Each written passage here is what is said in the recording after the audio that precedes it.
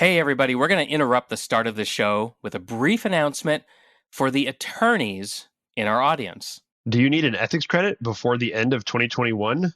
If you do, we have a free continuing legal education course with your name on it, and it's practical for your law firm. That's right. We're going to explore reasonable cybersecurity according to RPC 1.6c and the ABA Formal Opinion 477R, and how that specifically applies to risk assessment and data backups. Yep. So join us online for our 1-hour cutting-edge CLE. It's going to happen on December 15th, 2021 at noon Pacific time.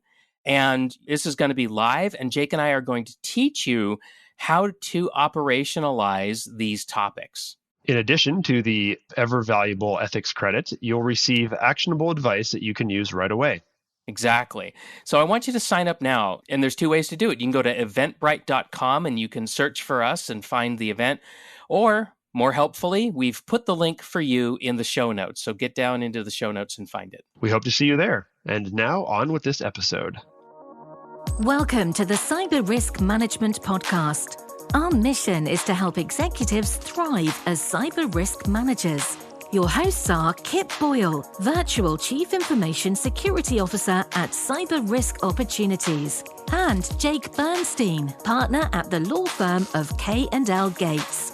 Visit them at cr-map.com and klgates.com. So, Kip, what are we going to talk about today? Hey, Jake. Today, we're going to introduce our audience to a fantastic, I think, award-winning, everybody else thinks, podcast that they should be listening to. It's called Darknet Diaries. It's by Jack Rhysider. He's the creator, and he's also our guest for today.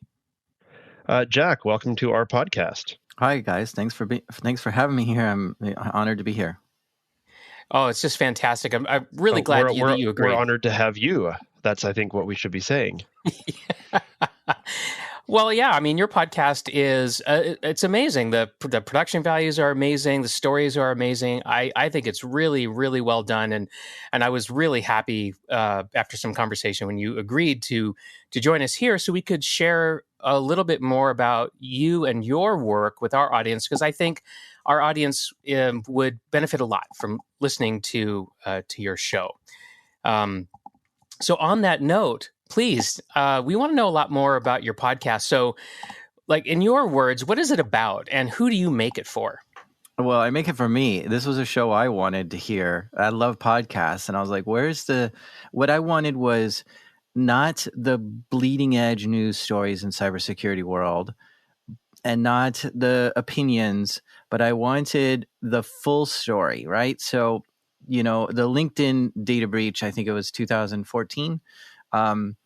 We heard when that happened, and then we heard like there was a little bit more extra information, but then we didn't hear anything for years, like just disappeared. And, they arrested the person and brought him to trial and convicted him, and he's in prison now. And we didn't really hear that news cycle, right?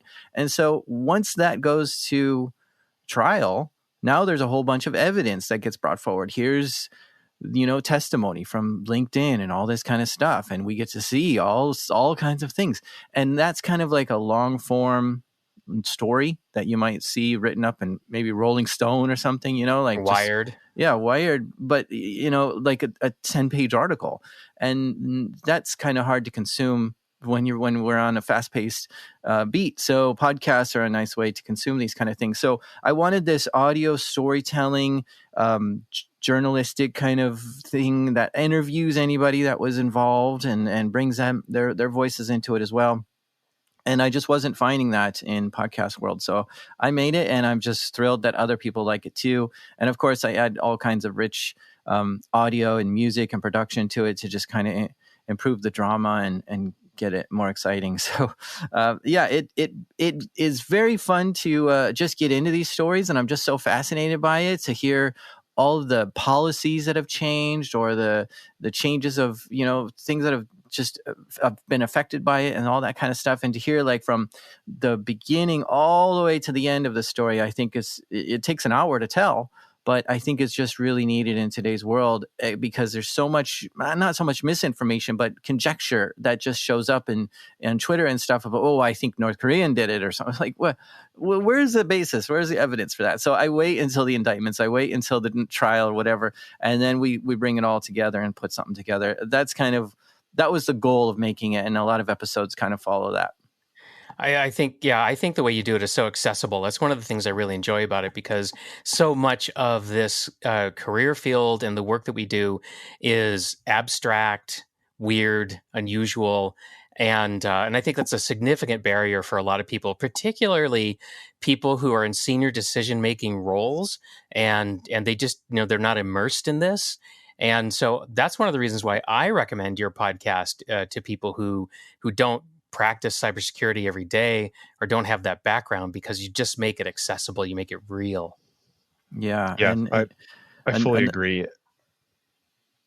Okay. So another reason I made it was because I was working in IT security. I was doing security and engineering work, and my manager came to me and said, I think if we got breached, it wouldn't be that big of a deal for us. We'd be able to clean up pretty quick. And I just realized at that moment, like, I'm in this alone. Like, my management and everyone above me doesn't understand the importance of security. And so I also make the show to try to convince people to take this stuff seriously. Like, it is a big deal. Even if you think you don't have intellectual property or money that can be siphoned out somehow, or whatever the case is, people's stuff can be stolen and posted, and it just can ruin, morale in the office, and it can ruin trust with your customers, and all these kind of things that you don't think about. And so I like to really highlight all these, like, this was why, like, the CEO had to get fired for this particular thing, because they weren't putting the right assets in place to keep things secure or whatever, and it's really interesting to see how things get affected, how companies can get affected from this as well. So I do it for my manager who didn't believe in security. And do you have listeners who actually tell you, like, hey, your podcast is actually helping me have a better conversation with my bosses?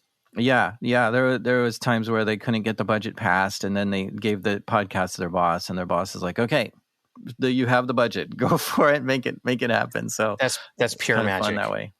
It's great, and I think what I really like about your format is that, one, I'm just gonna say it takes a lot of preparation, and I think people should understand just how much work you must do to put together a single episode. Kip and I have we've made what, 92 episodes, give or take, basically using the radio show format. It works for us. But your podcast, even if we put aside the time spent just kind of doing the production values, the research, maybe if you could just give us a little bit of an idea about how much time does it take to put together your roughly hour-long episodes? Yeah, I mean, it takes a good 40 hours of human hours. And the first half, like the first 40 episodes or so, were all done by me. But now I do have some researchers and some producers and stuff to help out. But yeah, there's a ton of research that goes on. I mean, like the case of the LinkedIn thing, I think it was hundreds of. It was like a 6-day court case. So I had to read 6 days of transcripts. That's 6-hour days, right? So going through all that. So yeah, it just takes a lot of that. And we're going to talk a little bit more about that particular episode in a couple of minutes, because we want to actually ask you some very specific questions about 3 very specific episodes. I wanted to ask you, you said you worked in cybersecurity, and I believe you worked in a security operations center. And how does that experience that you had, aside from the fact that, what you kind of said a moment ago, that, your bosses weren't necessarily supportive and so forth, but the technical work that you did, how does that inform the podcast that you make now?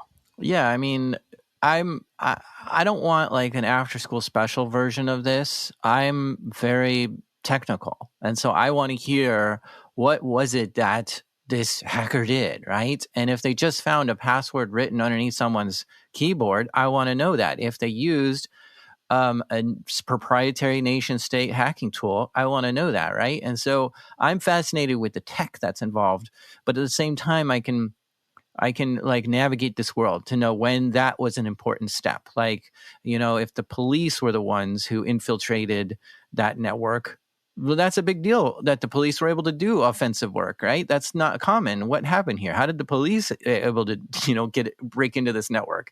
So that's kind of I get like what the landscape is like because I've been to a lot of conferences. I've seen lots of customers' networks.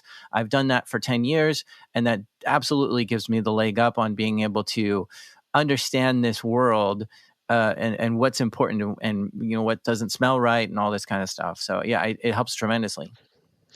So, Jack, you've published some amazing episodes, quite a few, and we want to ask you some questions about 3 relatively recent episodes that we think our listeners will specifically enjoy. And the first one is actually number 98, which is quite recent, Zero-Day Brokers, which focuses on the weaponization of vulnerabilities. And you did this episode with Nicole Perroth at the New York Times. So why was she your guest, and how did you get connected with her?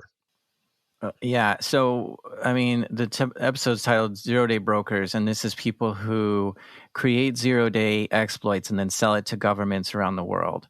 And I have been able to reach a lot of people out there. For some reason, black hat hackers are fine telling me their stories. Penetration testers are fun stories to listen to because you get to hear all the social engineering tricks they use to break into buildings and stuff. But some stuff that I just can't seem to get people to talk about are when, you're a zero-day creator, like you're creating exploits and then selling it to governments. This is very secretive kind of world.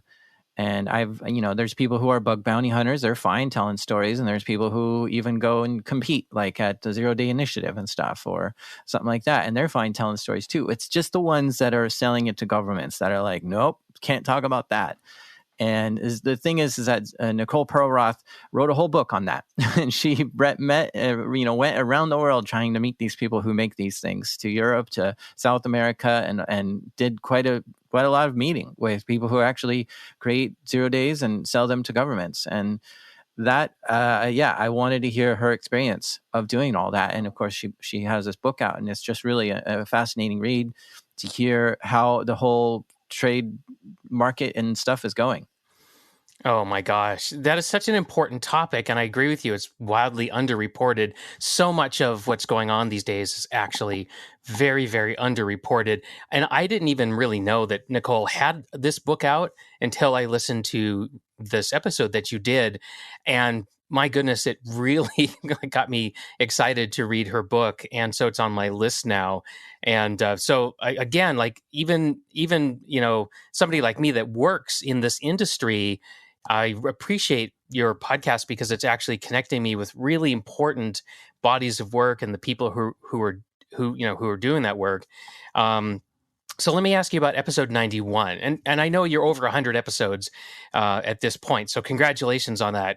Jake and I know that's like no easy thing, and we don't put anywhere near 40 hours into making an individual podcast episode. So like, oh my gosh, but episode 91, Web Jedi. And so this is the Blue Team episode, which, as you pointed out when you introduced it, it's like, you often talk about Red Team. That is to say, the people who do the exploits and who test defenses and that sort of thing. But 91, you talked about, defenders and the kind of work that you did, because you were a Blue Team, right? When you work on a security operations center, that's a Blue Team thing.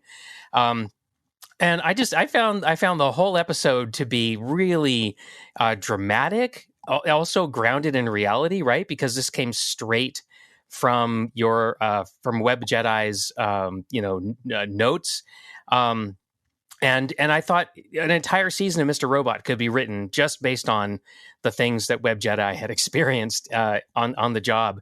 But I was curious about, how did you now, because you take a journalistic approach to this, right? So you want to know that what you're reporting is authentic. And that was a lot of stories. How did you authenticate those stories? Was it just out of the journal, or was there more that you did? Yeah, to give more context, Web Jedi is Amelie Karan, and she came on the show to tell a story about, I don't know, it was like a decade ago when she was working at the World Bank and there was a breach at the World Bank. So that's kind of a big, that's a big premise to start with, right? There's a hack at the World Bank. Wow. Tell us all about it, right? And so she walked us, through step by step on how they discovered it, what their first response was, how they figured it out, and they turned out. It was really, it's got some twists to it. I don't want to give it away. So the thing is that that's episode 91, right? So at this point, I've been around for a while, a few years, 3 years, and it's gotten some steam. So people are giving me recommendations, and Amelie has such a strong background. I can't list her accomplishments, but something like, she's got a great website where you could go to and see them all. She's very transparent about it. Yeah, I mean, she's worked in a lot of different places in Washington D.C. For federal government and commercials and commercial entities, and just has a very strong background. So to start with, right, you got to see, is this person, where is this person? Are they in left field? Are they straight and narrow? And she has just all the credentials you can imagine. And so, and she was given to me by someone who I highly trust, right? And so she's like, and this person's like, you gotta get Amelie on the show. So, you go with someone you trust, and you find these people, and then you look at their background, and they're very trustworthy. And I mean, she's just got the history of being a very helpful teacher and very honest and straightforward. So I went mostly with that. On previous episodes, what I do is I look at news articles to confirm, stories, which there were some news articles about the World Bank at the time, which confirmed some of the points that she was making. And I will call up other people who might have been involved, and I will maybe sometimes their parents or their best friend. If they're in jail or something, I've called people's best friends before and said, yeah, tell me what happened to this person. So I'll do my due diligence to see what I can. On this last episode 101 about Puerto Rico, I actually called around in Puerto Rico to see if I could find some extra information on this, and got some info. So do you like doing that work, the actual digging and the verifying sources and stuff? I mean, that's just like straight up investigative journalism, right? Yeah, it is. It's really hard. I don't technically like a lot of the aspects of making it, but I love when it's done and I can listen to it, because like I said, I make it for me. So when it's done, I just feel so satisfied that I put all this work into it. So it's kind of like running. I hate doing it, but when you're done with it, you're like, okay, I feel great about, being able to push myself through something I don't want to do, and my body is better about it and everything. So it's one of those love-hate kind of things. Yeah, I totally get that. and I think the interesting thing about the Amelie's episode, the Web Jedi episode, is that she actually had what I, as a lawyer, would call contemporaneous records, right? She had all of these blue team notebooks that she had, apparently back in the day, before all of the iPads and the iPhones, paper notebooks, which of course have the side benefit of being unhackable, though they can be destroyed easier. And so she had all of that. And I assume that was a big part of kind of reconstructing the events and telling that story and working through that episode with her. Yeah, that helped a lot. It was really nice for us to stop and look in the book to see exactly what was the course of events and stuff. So yeah, that does help. And sometimes people share these notes with me privately, and I'm not going to publicly publish some of this stuff because there's names and IP addresses or whatever that don't need to be published. But I do want to see it to confirm some things. Yeah, that's good. So another I think, again, relatively recent episode, 86, the LinkedIn incident, and this has already come up a few times, really talks about how specialization has taken hold inside the cyber criminal world. Now, to do this story, as you mentioned, you had to read, I mean, a 6-day court hearing or a trial can produce hundreds and hundreds of pages of court transcripts. So I'm curious, how did you cut through all of that all of that testimony, and what must have been a whole bunch of legalese sprinkled here and there, and then make sense of it all. Yeah. What's funny is that the legal side of it doesn't understand the technical aspects. So they don't have the good questions that I'm like, please ask this question next. You have to ask them, what was this? You totally skipped over that. And so the legalese is really easy to get through. It's the technical bits that they don't ask the right questions. Anyway, I mean, a lot of that legalese is garbage. Like they use like 3 paragraphs just to say you're guilty of these particular crimes or whatever, right? Like you can sum it up. So a lot of just skimming, but yeah, it's finding the characters involved. So basically, when I'm building a story, I like to come up with 2 pages to start with, right? A timeline of events and a set of characters, right? Who are all the victims? Who are all the attackers? And who are the special agents from the FBI investigating this?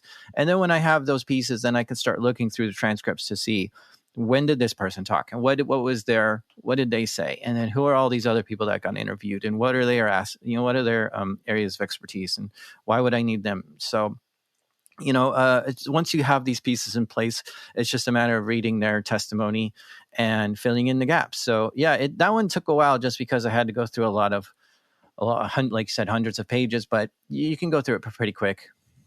Not pretty quick, but I mean, it's not like a reading. It wasn't as much of a barrier as it might have seemed, which is why we wanted to ask the question. Yeah, and this is kind of where I like being is having notes scribbled all over my desk and a map on the wall and with strings connecting. Okay, so they were from here, and then these were the 3 victims, and all this kind of stuff. And I just get into it, and I have encyclopedia open to look up certain terms, and it's 40 pages, 40 tabs open. Did you like going to school when you went? Did you enjoy school? Like, because this sounds like a research assignment, right? No, yeah, I didn't. I mean, I didn't really like writing in school, and I didn't like research assignments. But I do like going down rabbit holes and seeing like, wow, this is something. Because I mean, it's some of these stories aren't concisely talked about in Wired or Rolling Stone or wherever you might read a long form thing, right? So. You've got to really do some mining yourself. And that's kind of fun. It's kind of exploring something that not many people know about. So that's not really all that different from getting a book on Linux and then installing it yourself and exploring it yourself and trying commands and seeing what'll happen and string them together. I mean, conceptually, it sounds very similar.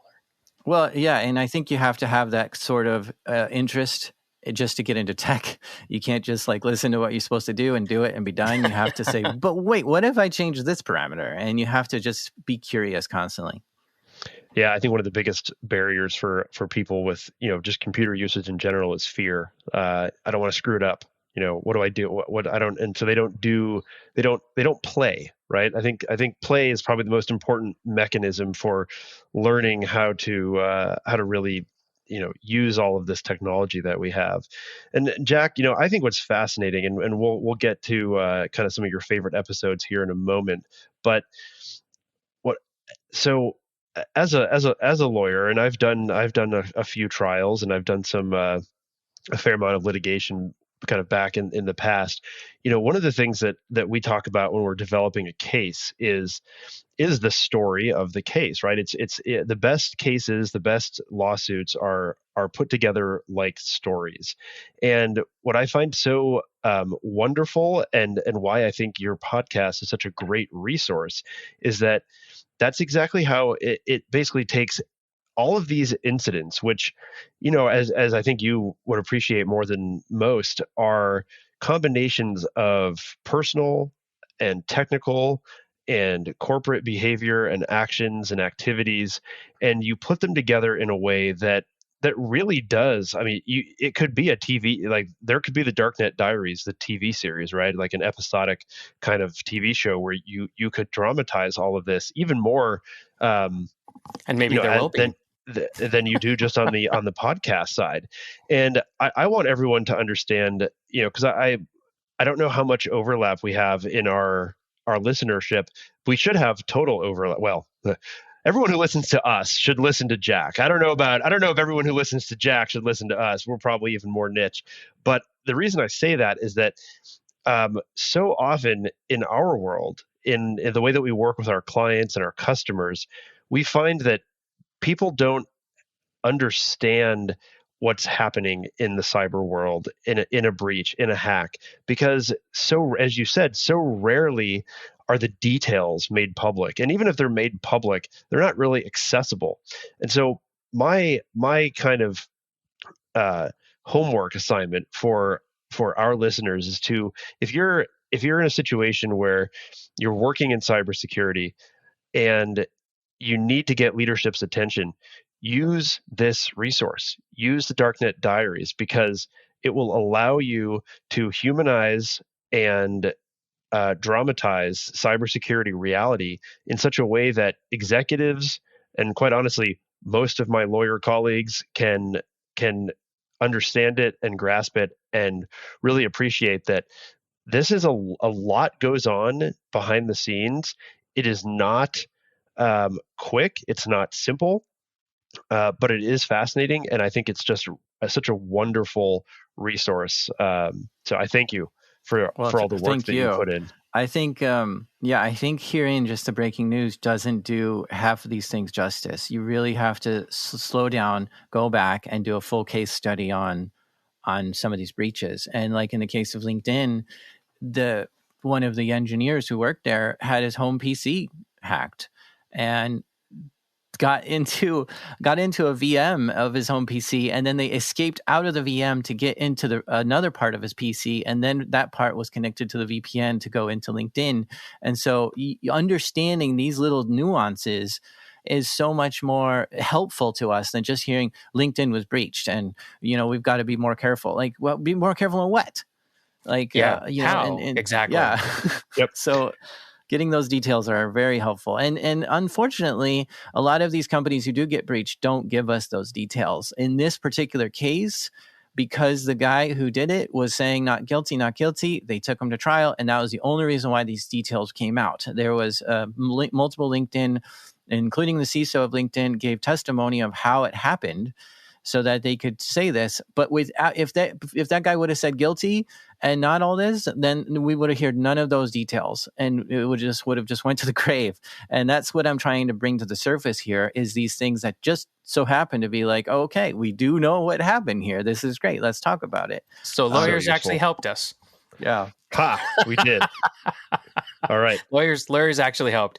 Okay, so Jack, now we've shared with you like 3 episodes that really caught our attention, but I'd really like to know like what like 1 or 2 of your favorite episodes. Like, what's your most favorite episode? I mean, you got 100 children, right? Is it fair for me to ask you that?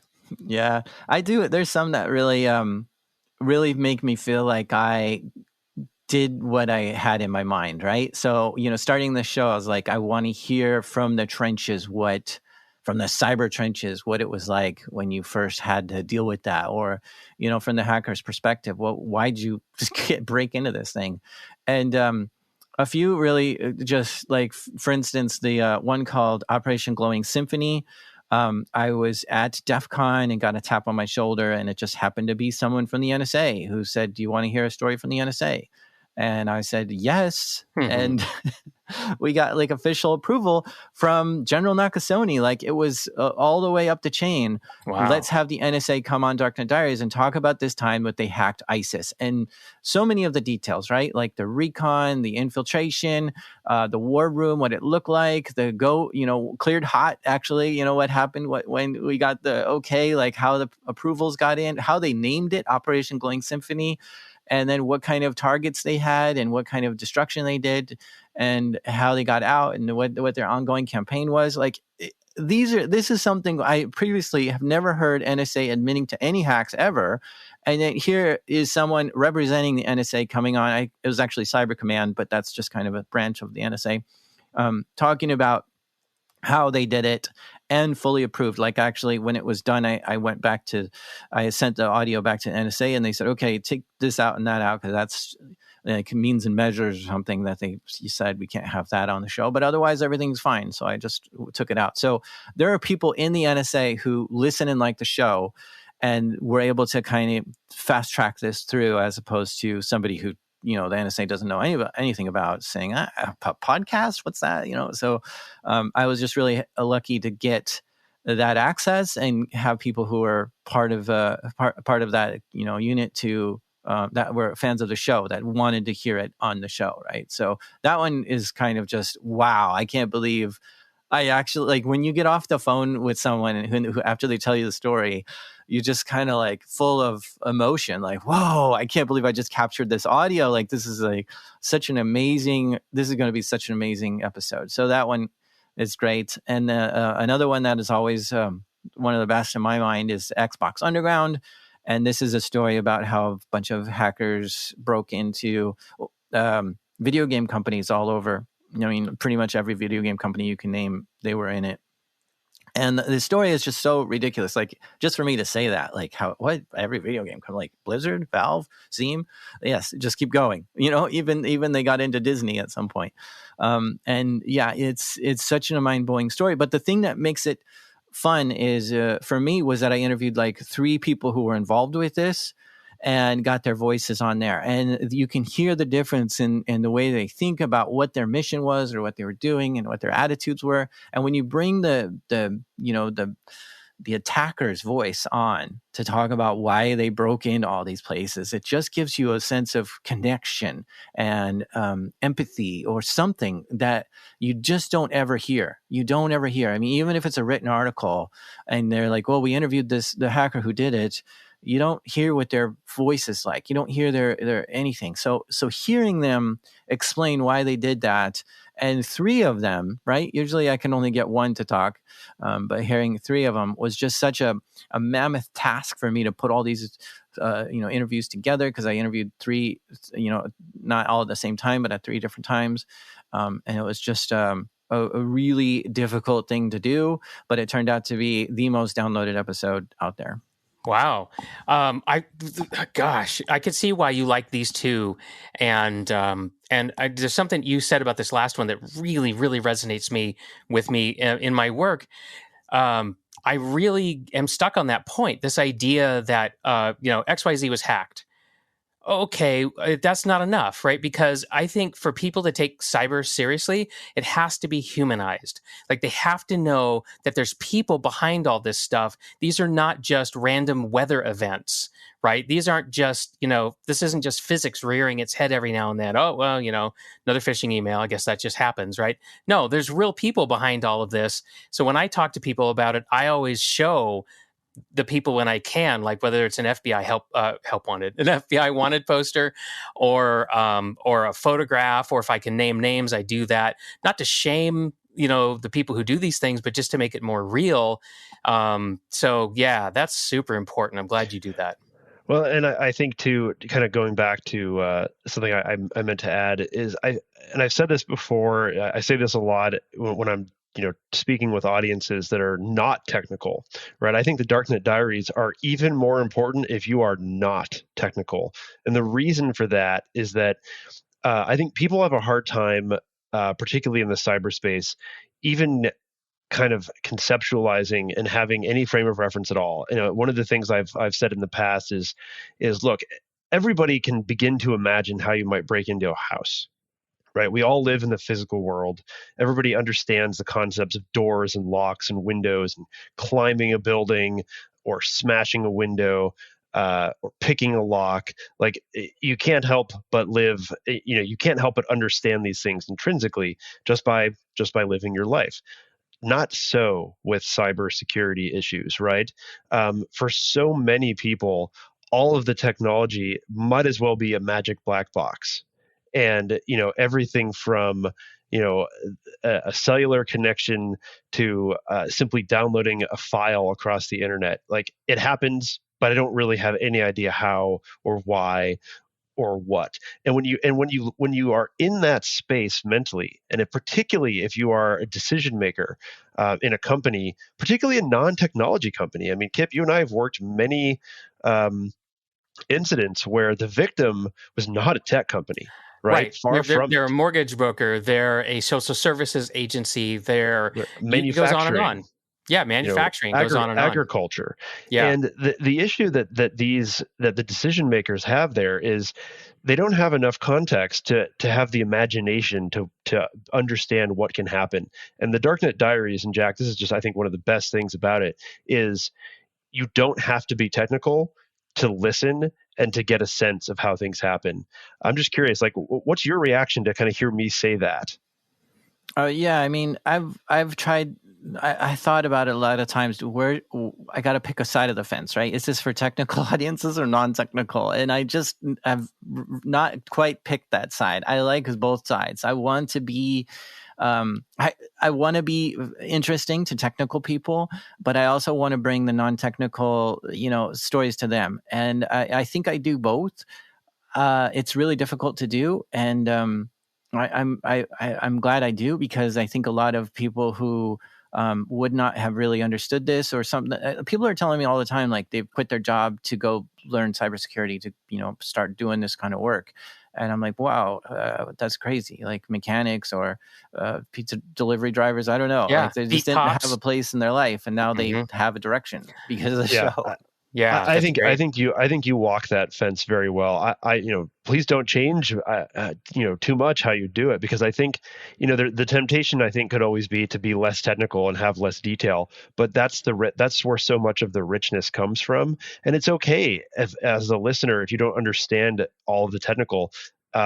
Being told that it exists is enough. I mean, there's a lot of information that one can go get. You can waste a lot of time on YouTube if you want to learn more. But I think it's a great balance, and I'm very much appreciative of how you do it.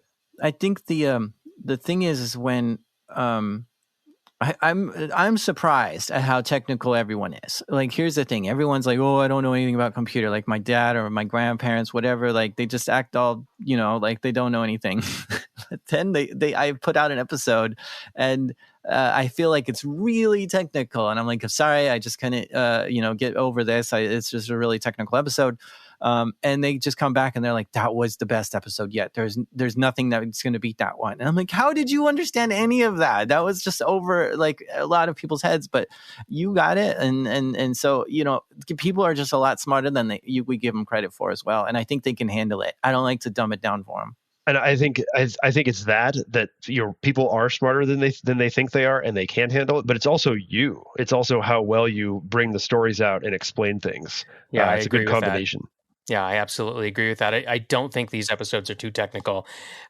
So yeah, it's just fantastic. Well, obviously we like Jack and we like the podcast, and we talk about what you do, Jack, with our customers to help them cope, because they have all kinds of. Normally, we're working with senior decision makers. Some of them are technical, most of them aren't, and they just they're just. In fact, if anything, they're taking too much of what they know about the real world and projecting it into the digital world. And I think that's how we ended up with perimeter networks, for example, because people thought, oh, we'll build a fence, because that's what I would do if I was going to protect my building, right? Is I'd build a fence and I'd put some barbed wire on top of it. So let's do the digital version of that. And that's utterly failed. It might have worked okay in the beginning, but now, that's a completely, ineffective defense these days because of what's the new types of attacks that are going on. So anyway, listen, as we wrap up the episode, Jack, thank you for being our guest. And do you want to just say anything about, where people can find you on the internet, or, where they can drop off story ideas, or just, anything? Yep. I mean, I'm on any search engine you can pick, Darknet Diaries, and you'll find me pretty easily there. But yeah, I mean, stories that I have trouble finding are ones that, where a company got breached and they typically don't want to talk about it. There's a CEO that emails me once a week. I'd like to come on your show and talk about, an expert opinion on this and that. And I'm like, tell me about the time you got breached, because you probably did, and you probably didn't tell anybody about it. And come on to my show on that, and they never respond. So, yeah, I mean, stories like that I think are kind of rare. So I would love to hear people's, inside moments of what happened there, especially from leadership perspective. Yeah, absolutely. Well, I hope if anybody in our audience, if you've been hacked, take a deep breath, reach out to Jack, and turn it into an episode, because you're going to be helping a lot of people in the process. It's going to make a big difference to a lot of other people's lives. So, if you like doing that, if you like having impact, I think you should reach out to Jack. But that wraps up this episode of the Cyber Risk Management Podcast. Today, we went deep into the Darknet Diaries podcast, and we did that with its creator and our guest, Jack Rhysider. We'll see you next time. See you next time. Thanks for joining us today on the Cyber Risk Management Podcast. If you need to overcome a cybersecurity hurdle that's keeping you from growing your business profitably, then please visit us at cr-map.com. Thanks for tuning in. See you next time.